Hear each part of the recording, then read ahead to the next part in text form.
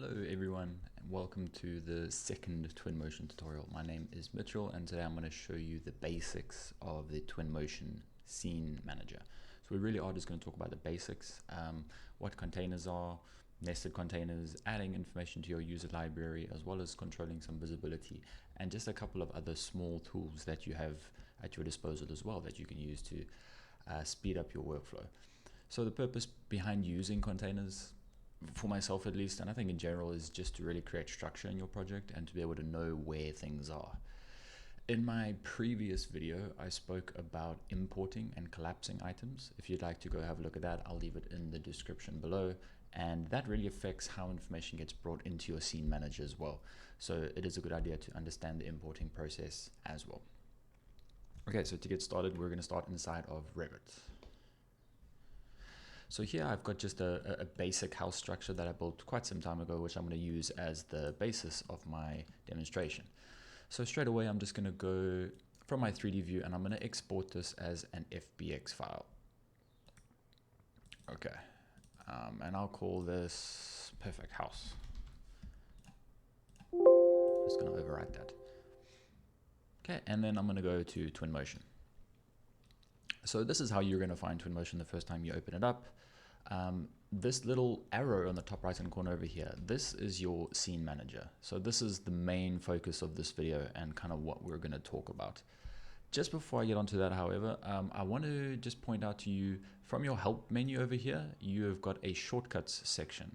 And obviously if you click the language that you speak, in my case English, what it's going to do is it's going to bring up a web browser that is going to display for you Mac versus Windows keyboard shortcuts to make things a lot easier in Twinmotion.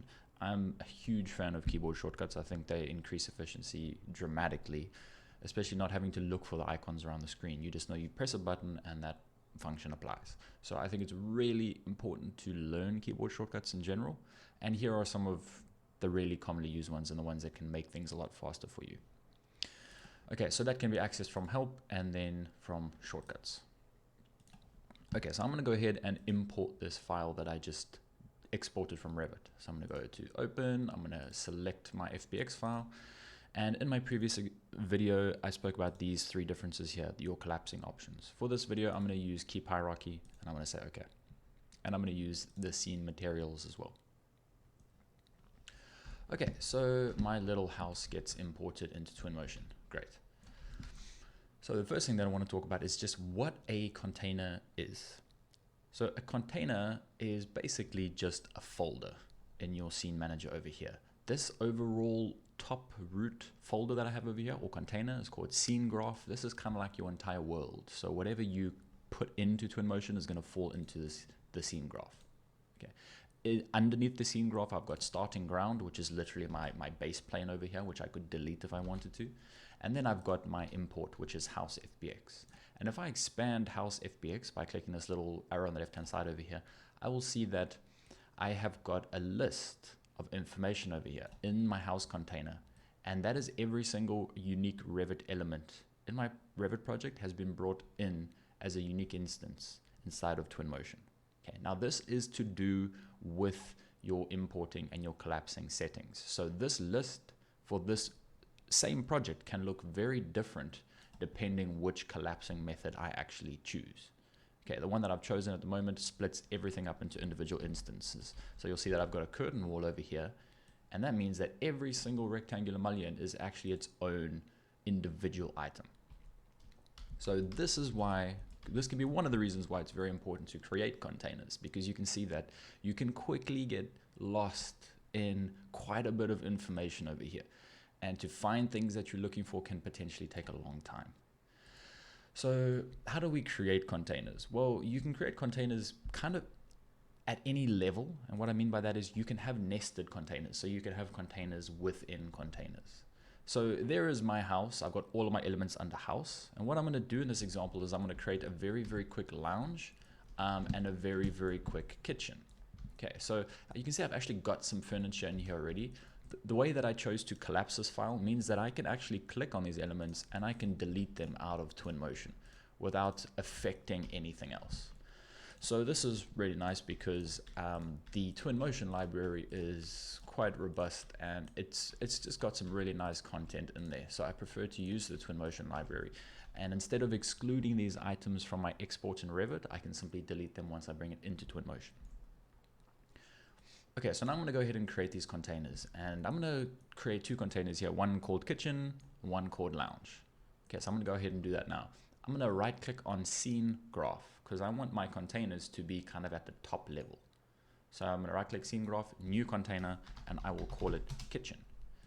If I had right clicked on house and said new container, it would place the kitchen container inside the house container. Okay, now for this example, that's not what I want to do. I want to have them separate. And I like to create containers for rooms. Obviously, it depends what you're doing in Twinmotion, but every room has its own container, then I know exactly where to find the elements pertaining to that room. So it's quite helpful, and it really speeds up your workflow as well. A little bit of time is obviously taken to develop the containers and to place the items into it, but it's really not a long process. So if I go ahead and start placing items straight away, and I'm going to place items specific to a kitchen.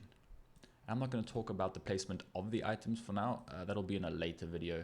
But for now, I'm just going to place two dressers here, and then I will also place a fridge, for example, and just rotate this around.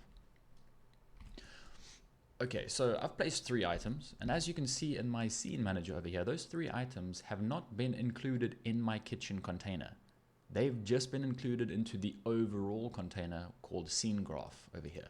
And the reason for that is you can see that scene graph has quite a bold white text at the moment. That is the active container, and that's default in Twinmotion. So to get my information into my kitchen container, what I can do in this case is I can simply drag and drop these elements straight into kitchen. So there are 2 ways to do this. This is the first method. Creating the container, placing the elements down, and then dragging and dropping them into that kitchen container. The nice thing about containers, again, very structured approach, you know where things are. Secondly, you can control the visibility of all of the items in that container simultaneously, and you can also control the movement of all of those items simultaneously. Okay, so quite similar to grouping inside of Revit. Now, some items that you place, for example, these dressers, if I expand my kitchen container, if I look at my dressers, I can see that they themselves are containers because they've got this little arrow next to it. So you will find very often when you bring in certain objects into or from the Twinmotion library, they actually contain nested objects inside them. So instead of just being a dresser, I've also got a bowl of oranges and a computer that's just pre-packaged into this item. The nice thing about Twinmotion is that they often give you options to go ahead and actually switch those items off or to delete them. So inside my dresser family or my dresser object over here, I have got further containers. I've got a bowl of oranges, which I can select and delete, and I've got my computer, which I can also delete as well. Okay. Alternatively, if I didn't want to delete it, maybe I wanted to use it at a later stage, I can just switch them off, their visibility off, and hit this little eye icon, which means that at a later stage I can always come back here and switch that on again if I'm not sure if I want to use that yet or not. Okay, so it's really nice that the objects have that ability as well. And again, you can nest as many containers as you want. So I've got kitchen, maybe I wanted to split my kitchen up into 2 containers. For example, if I right click on kitchen, new container, maybe I had, let's just say work surface. And then I'll right click and create a new container. And maybe I had one called appliances. And then I can drag my fridge into appliances, and I can drag my dressers into work surfaces. And now I've got 2 folders inside my kitchen folder, or 2 containers inside my kitchen container. So containers really are just organizational items, but they also help with visibility and movement as well. So that is the first way of creating a container. I'm going to do the lounge now, and I'm going to do exactly the same thing. Right click on scene graph because I want the container to be at the top level. New container, and I'm going to call this lounge. In this case, I don't want to place the items and then have to move them into the lounge object. Similar to work sets in Revit, if I specify a work set and I start placing elements, the elements automatically inherit that work set name. You can do exactly the same thing in Twinmotion by just making the lounge the active container before you start placing elements down. So if I right click on lounge and I say set active container, now whatever I place into the project will automatically fall into the lounge container. So I can go and place a TV on the wall. I can place some speakers over here. I can go ahead and drop in a sofa, and I'll end it off with, let's say, a table. Okay, and I can see that those items have automatically fallen into my lounge container because I set my lounge container as the active container before I started. Okay, and again, these two items, my sofa as well as my table, come with some miscellaneous items like an iPad, some cushions. I've got some items here on the table, and true enough, if I have a look in my scene manager, I can see that they are containers. So if I expand them, I can go ahead and delete those things, or I can just go ahead and hide them. Okay, so really, really useful, just knowing how these items work and being able to create containers, because again, it's really, really helpful to organize your project. If I wanted to at any stage switch off my lounge, I can just do that. Switch off my kitchen, I can do that. So it adds a lot of control to your project in terms of the objects that you have. Okay, then quickly I'm going to come outside over here and I'm going to place down a tree very quickly. Okay, and I'm going to talk about this filter icon over here. So where it says all, this is actually a list of filters based on certain categories. And that's why my list in my house, for example, is so lengthy at the moment, because it's just combining everything into, I'm not filtering by anything. But if I've got trees in my project, for example, and I want to find that tree in my scene manager because I want to do some edits on it, what I can do is I can switch my filter from all to vegetation. And then it will only show me items that fall into the vegetation category. So this filter can be quite underutilized sometimes, but it's very powerful and just a quick way again to find the information that you're looking for. Okay, so going back inside, a couple of other things that you can do. If I want to edit this table, but let's say again I'm outside and I don't know where that table is, I can select it, right click on it, and I can say zoom to selection, and that'll take me directly to that table. So F on your keyboard is the shortcut for that tool. So you can always just, wherever you are, click on something, press F, and you'll get taken to it. Okay, and then what else I can do is I can isolate this object by, again, right-clicking on it in the scene manager, go to isolate on off, and then I'll be left with just that item, which I can make my edits to, and when I'm happy with that, I can right-click on it again, and I can switch that isolation mode off.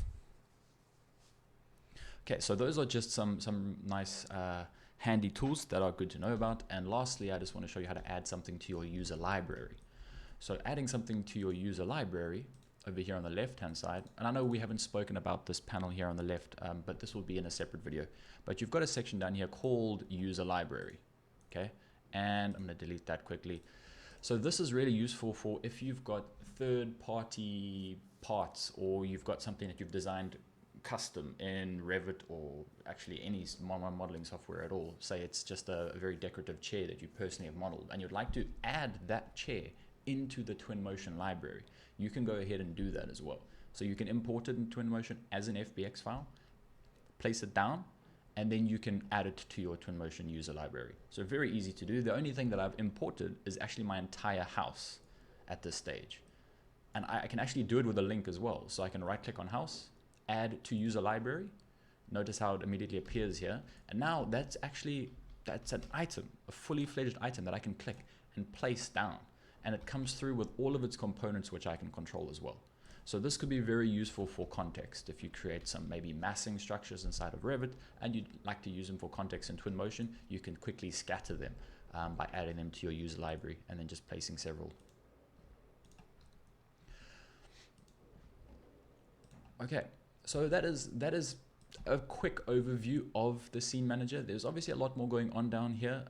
For example, the statistics section, you've got 4 different areas over here. We'll speak about that at a later stage, but I just really wanted to keep it with the basics for now, because the intention behind these videos is to gradually increase the difficulty as we go, but really still concentrating on the foundational elements as it stands.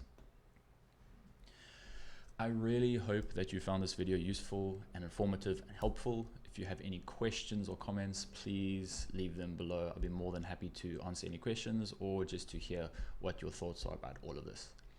Thank you very much for watching, and I will see you in the next one.